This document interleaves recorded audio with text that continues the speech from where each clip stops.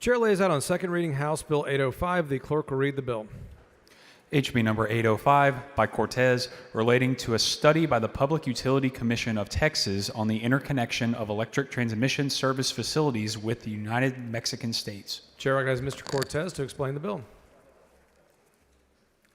Thank you, Mr. Speaker. Members, House Bill 805 directs the Public Utility Commission of Texas to conduct a comprehensive study on both existing and potential additional interconnections between the Texas electrical grid and Mexico's power system.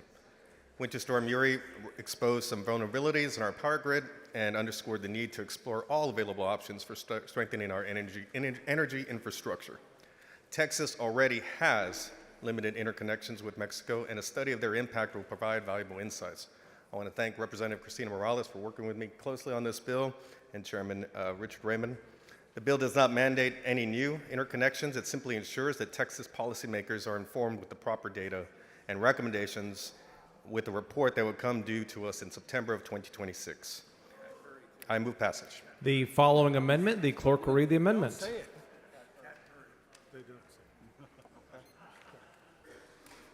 Amendment by Hopper. The chair recognizes Mr. Hopper for an amendment. Thank you, Mr. Speaker. Members, this amendment would require a study to be conducted on the feasibility of placing all Texas counties on the same ERCOT grid. This prioritizes Texas energy needs, ensuring more power remains available during high demand periods. This reduces the risk of rolling blackouts and stabilizes electric supply for Texas residents and businesses. I move adoption. Mr. Schatzline, for what purpose? Would the gentleman yield for some Does questions? the gentleman yield for some questions? Yes. Gentleman yields. Representative, why should we unify all Texas counties under the ERCOT grid? Well, Mr. Schatzline, unifying counties under ERCOT would enable seamless power sharing across the state and ensuring surplus energy from West Texas and farms and ranches out there reach high demand areas. This So could enhance would- grid reliability and prevent localized shortages. So specifically, how would this amendment reduce the risk of rolling blackouts that we've seen some during some of our storms? Right. So a unified ERCOT grid would allow better load balancing, directing power to areas that need it during high demand periods. Stopping exports to Mexico also would ensure more electricity stays here in Texas, reducing strain on our grid. Perfect. And what benefits might Texas residents and businesses see if the study finds a unified grid feasible? Well, if feasible, a unified ERCOT grid could provide more reliable energy, fewer outages, and stable power supply, benefiting residents across our state with consistent service, and businesses that have operational disruptions, especially during extreme weather periods, making sure that doesn't happen. Great. I plan to support it. Thank you for this great amendment. Sure. Mr. Patterson, for what purpose? Will the gentleman yield for questions? Gentleman yield for questions. Yes. He yields. Did you say that we're going to combine all counties, all 254 counties in the state of Texas under ERCOT? Well, this is just a study, right? So You this want is to basically study- studying whether or not, what the feasibility of that would be. Okay, so you want to study adding, okay, what other ISOs are currently in the state of Texas? Well, you're obviously very knowledgeable about this, but I know out in far west Texas, there's areas that are connected to the New Mexico grid. It'd be great to see if we could eventually get all of Texas onto ERCOT. Okay, so do you know which other ISOs are currently operating within the state? Yeah, please tell me. Okay, so we have MISO, which is in Deep East Texas, that goes all the way up to Mid-Continent ISO. It goes all the way up to Illinois. Do you know if those users, if they were to come into ERCOT, if the stranded debt for the power plants that they're currently paying off through their utility bills would be included in debt and cause your customers that you represent in Wise County and Denton County to pay for that debt? That's what we need to study. We need to understand all We need to those study that? implications. Yes, And sir. why do we need to study that? Well, because I think that having a Texas that is basically unified under ERCOT gives us significant more state sovereignty. Anything that makes Texas more sovereign is what I'm here to fight for. And So would this add more wind power to the ERCOT grid if we bring in the Panhandle into ERCOT? Well, there's bills before the legislature this session to try to address the fact that we are basically really dependent upon unreliable, non-dispatchable sources of energy. But this is just a study, and that's what we're here to figure out. But if you're studying this and you want to bring in all these other areas, including the Texas Panhandle, that would potentially bring in more wind power into the ERCOT grid, correct? Well, it sounds like you're an expert on it, but that's one of the things we need to figure out. So is it your opinion that you want to invite or potentially invite federal regulation into the ERCOT grid? I'm very much opposed to that, Representative. Okay, if your amendment goes on, and let's say that we study this, I realize it's just a study bill, but what you're proposing would invite federal regulation into the ERCOT grid that we currently don't have, because you're going into other grids that are located across state lines in other states. Yeah, so first of all, the study would not do that. And second of all, I would disagree with any plan that would basically pull these counties that are currently not under ERCOT and sharing it with other grids. I would say disconnect them from the national grid and put them on ERCOT solely. That's what I would personally like, but that's not what part of this bill is about. This bill is basically like studying the feasibility of getting Texas unified under one grid. So why do you want to study this? This is the state sovereignty issue, Representative. Like this is the focus of the Republican Party of Texas, to make sure that we have a grid that is under Texas control and not under the thumb of The Washington, Republican D.C. Party of Texas is to study bringing more wind power onto the ERCOT grid? Well, I think you're reframing this issue in a way that you would prefer, but that's not at all what I'm proposing. But that's what would happen if we try to bring in the Panhandle into ERCOT. Let me ask you about El Paso Electric. El Paso Electric is currently not in ERCOT, is it? Not to my knowledge. No, it's not. And so you want to bring El Paso Electric into the ERCOT grid, right? Only under ERCOT, not under. But you're saying this is what I want. This is what the study is. Well, you're asking to study intend. these issues, so you obviously have a reason to want to study this issue. You're obviously passionate about amending this bill and to bring in these other areas potentially into ERCOT.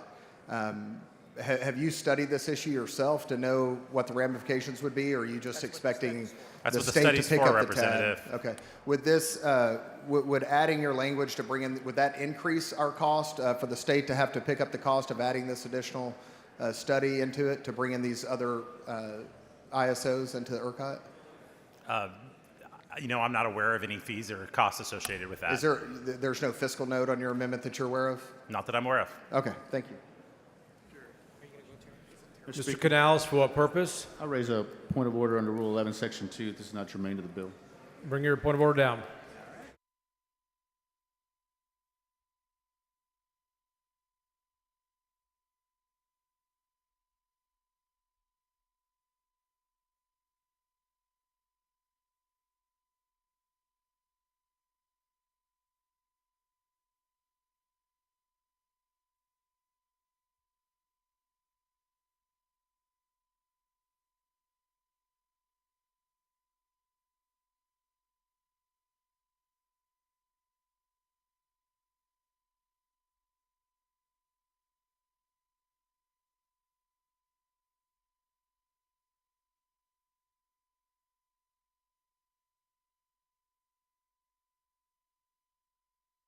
The point of order has been withdrawn.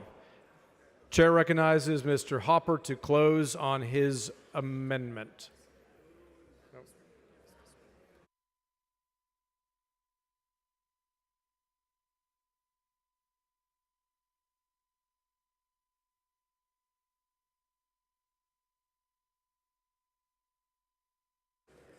Mr. Cortez, in opposition to the amendment. Mr. Tinderholt, for what purpose? Mr. Cortez? Speaker. Thank you, Mr. Speaker. I move to table this amendment. Mr. Hopper to close on his amendment. Mr. Speaker, Mr. Tinderholt, for what purpose? the gentleman here for a question. Gentlemen yield for questions. I will yield. Gentlemen yields for question. So I read your amendment, and your amendment seems pretty simple to me, and I feel like there's some personal grudges happening in this building, and I don't like to see that. And you guys can growl all you want, but what happened a few moments ago was not a very mature representation of what this house should be. So what you're really trying to do is you're trying to allow a study on interconnectivity within the state. Is that correct? That's correct. And so what you're saying is, I think it's section 42, 42C maybe, I don't remember, of the Republican platform that talks about interconnectivity and not letting FERC get involved, the feds. And you're trying to ensure that that doesn't happen. Is that correct? That's exactly right, Representative. And so checking the first part of the bill in the first section where it says that they want to check any current interconnectivity, That makes sense because we want to find out if there's any problems within the current grid being connected with Mexico or anywhere else to find out if there's vulnerabilities. The second section is the part that you want to change, line 14, 15, that specifically says you want to check on additional interconnectivity everywhere in the state that it doesn't exist, right? 100%. And so our state's covered about 85 to 88% by our grid, so I think there's only about a 15% section that would need to be checked. Is that correct? That's right. And so all of the things that were said a few moments ago that I think were pretty disrespectful or not, none of that had anything. You don't want to bring wind power here. Not at all. That's not You don't my want to intention. you don't want to bring the feds. Mr. Speaker, can you gavel, please? Members, please take your conversations outside the rail. So your goal is not to bring FERC or the federal government into the grid either. Correct. And your goal is not to spend millions or billions of dollars. It's to study interconnections that could happen in the future that you don't want and find out what the repercussions of that would be. Yeah, we need to know ahead of time. Exactly. Thank you. Mr. Raymond, for what purpose? Was the gentleman here for a question? Gentleman, you have a question. Yes.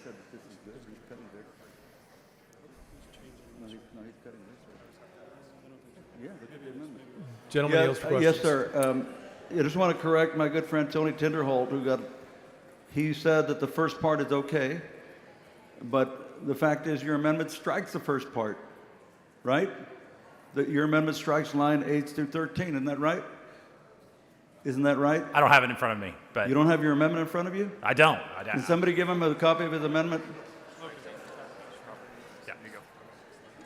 Look at your amendment. You Yeah, see the first part where it says it strikes lines 8 through 13. You see that, right?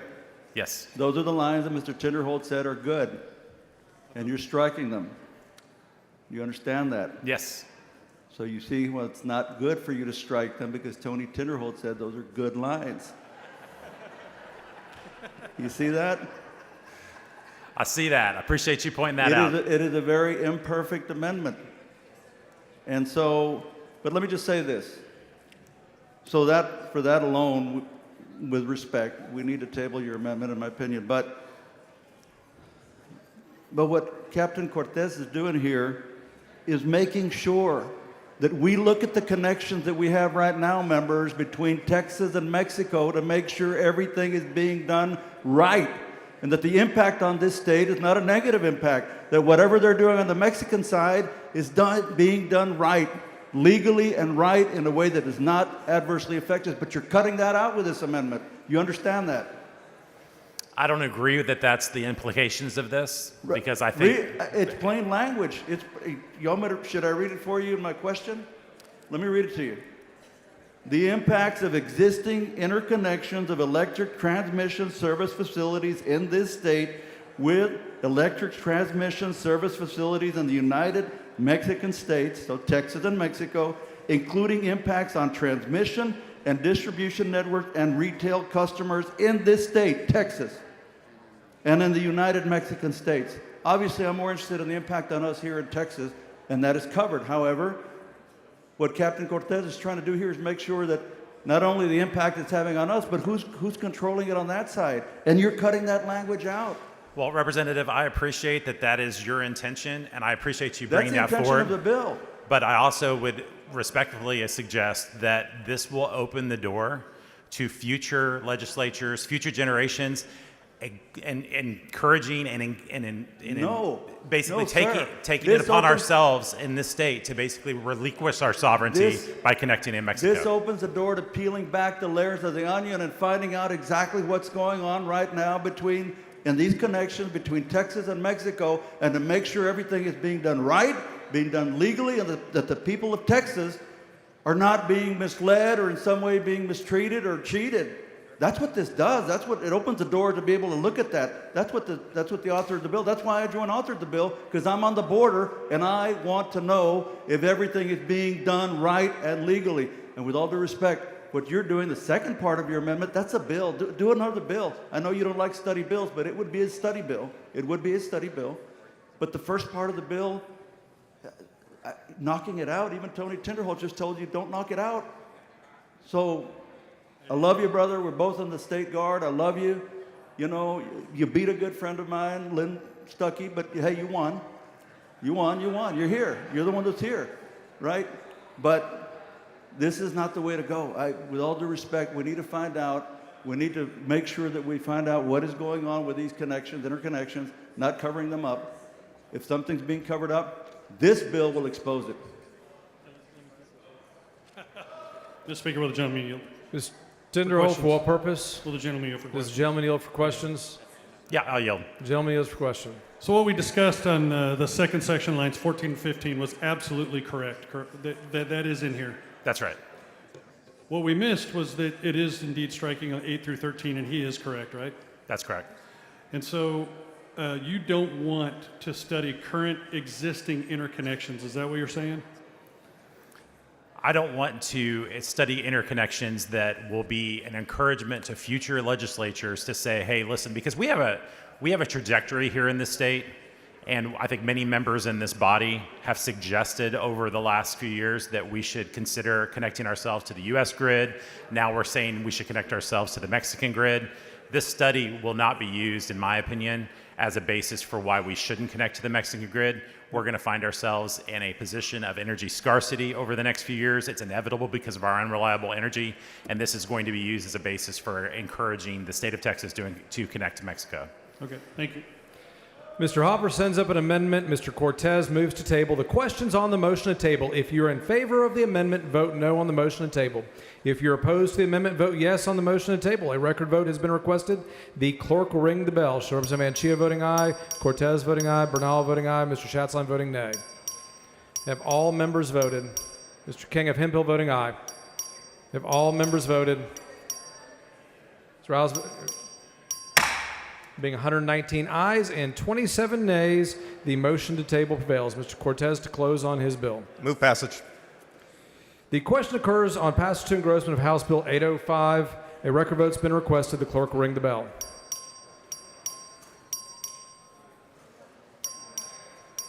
Have all members, King of Hemphill voting aye. Have all members voted? Have all members voted?